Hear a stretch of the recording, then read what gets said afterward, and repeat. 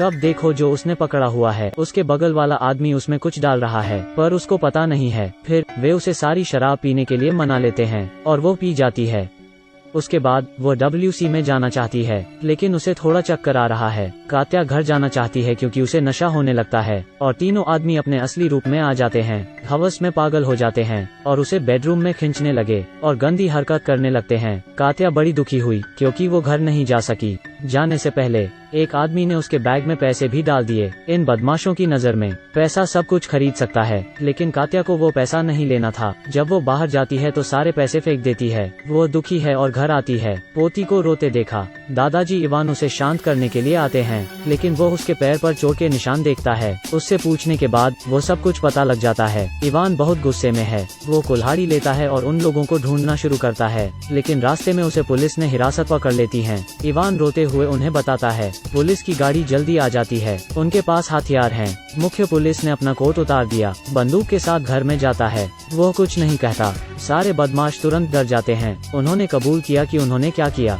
जिस समय वो उन्हें थाने ले जाने वाला था, निर्देशक व्यक्तिगत रूप से हस्तक्षेप करने आते हैं। थोड़ी देर बाद वो उन्हें जाने देने का आदेश देता है। दरअसल उन्हीं में से एक उसका बेटा है। हालांकि चीफ पुलिस ईमानदार है। वो जानता है कि अगर उन्हें पुलिस स्टेशन ले जाते हैं तो भी उनका कुछ नहीं कर सकते हैं, लेकिन इवान इन बातों के बारे में नहीं जानता। उसे बस बदला लेना है। इवान बहुत दुखी है। उन्हें उम्मीद है कि उन्हें सजा मिलेगी, लेकिन हकीकत हमेशा कड़वी होती है। कुछ दिनों बाद उन्हें पूछताछ के लिए आने के लिए बुलाया जाता है, लेकिन वास्तव में यह है कि उन पर मुकदमा नहीं चलाया जाएगा। यह आदमी कात्या को बताने के लिए मजबूर करता है। उस दिन क्या हुआ था। वो अपने दृष्टिकोण के आधार पर हर चीज का अनुमान भी लगाता है। उसने कहा कि कात्या डायरेक्टर के बेटे को लुभाना चाहती थी और सब अपनी मर्जी से किया। यह आदमी बहुत क्रूर और बेशर्म है। कात्या को सब कुछ बताना मुश्किल लगता है और रोने लगती है क्योंकि कोई सबूत नहीं था। 3 बुरे लोगों को सजा नहीं मिली। वे आजाद घूम रहे हैं। इवान अधिक क्रोधित हो रहा है। एक गौरवशाली पुराने सैनिक के रूप में उसे अपनी पोती की इज्जत के लिए कुछ करना चाहिए, इसलिए वह जांच विभाग के निदेशक को खोजने के लिए सभी पदक पहनता है। उसे उम्मीद है कि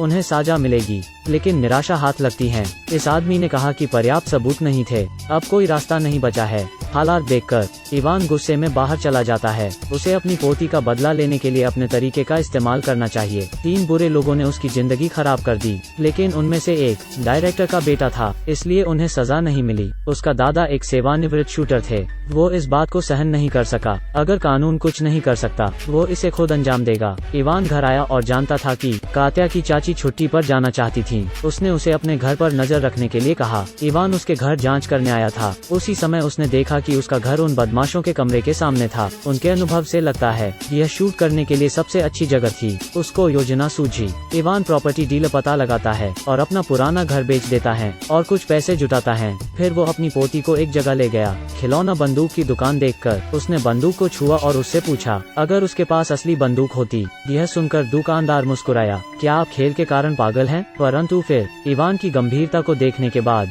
उसे चिढ़ाना बंद कर दिया और गुंडों के पास ले जाता है। इवान की कहानी सुनने के बाद उन्होंने उसे मंजूरी दे दी। वे उसे एक सुनसान जगह में ले गए। अनुभव के साथ इवान उसे बंदूकों का पता है। इवान ने सबसे उचित बंदूक चुनी और 3 बार गोली मारी। उसके बगल के व्यक्ति ने उसके कौशल के लिए उसकी प्रशंसा की। घर आने के बाद इवान ने सामान्य होने का नाटक किया और घर में बंदूक छिपा दी। अगला कदम दुश्मनों की गतिविधि के बारे में जानना था। बहुत दिन देखने के बाद वो उन बुरे लोगों की दिनचर्या जानता था। हर बुधवार को वे घर पर रहते हैं और मजे करते हैं। यह दिन उसके लिए अपनी योजना शुरू करने का सबसे अच्छा दिन था। इवान सारा दिन शतरंज खेलने आया था। कुछ देर बाद वे आते हैं, तभी इवान बाहर चला गया। फिर कमरे में आने के लिए शॉर्टकट रास्ता अपनाया और उसने जो बंदूक तैयार की थी उसे निकाल लिया और बंदूक को सेट कर लिया। दूरबीन से देखकर निशाने लगाने लगा। वो उन बुरे लोगों को देख सकता था। उसके लिए उन्हें मारना आसान था, लेकिन इवान नहीं चाहता था कि उन्हें आसानी से मारा जाए। वो उन्हें दुखों का एहसास कराना चाहता था और बुरे काम करने के लिए नीचे के हिस्से का इस्तेमाल न कर सके। उसने बोतल पर के शख्स को गोली मारी।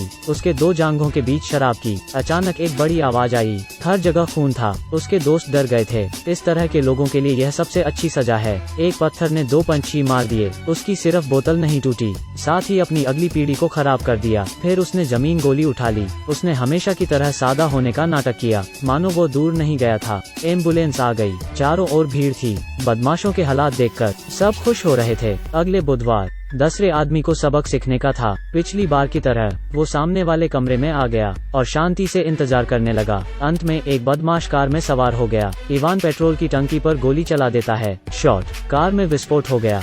हालांकि वो आदमी मरा नहीं था, लेकिन उसके गुप्तंग जल गए थे। इसके लायक था ये। लेकिन भीड़ में एक पुलिस वाला भी था। ये दोनों केस इत्तेफाक नहीं थे। पुलिस ने ये अनुमान लगाया, इवान ने ये सब किया है। उसने अपने बेटे से कहा कि वो बाहर न जाए। उसके दोस्त को साजा मिल चुकी है। अगला निशाना वो था। वह काया बहुत डरा हुआ था। पुलिसकर्मी इवान के घर आता है, लेकिन उसे कुछ नहीं मिला। कात्या ने कहा उसकी चाची ने उसके दादा को उसके घर की देखभाल करने के लिए कहा है। फिर उसे शक हुआ। उसके जाने के बाद डायरेक्टर उसके घर जांच करने आए थे, लेकिन उन्हें कुछ नजर नहीं आया। जिस समय वह जाने वाला था, आंटी वापस आ गई चाबी लेने के लिए। यह सुनने के बाद डायरेक्टर को एहसास हुआ और चाची के घर आ गया। वो खिड़की से देखता है। वो जानता था कि शूटिंग के लिए यह सबसे अच्छी जगह है। उसे सिर्फ हथियार ढूंढना है, तब इवान पर मुकदमा चलाया जा सकता था। इवान थोड़ा परेशान था, क्योंकि उसने अलमारी में बंदूक छिपा रखी थी, लेकिन जब पुलिस ने खोला तो वहाँ कुछ नहीं था। इवान हैरान था। वो कोई सबूत नहीं था। डायरेक्टर ने केवल इवान को धमकी दी कि अगर उनके बेटे को कुछ हुआ, जेल हमेशा इवान का इंतजार करेगी।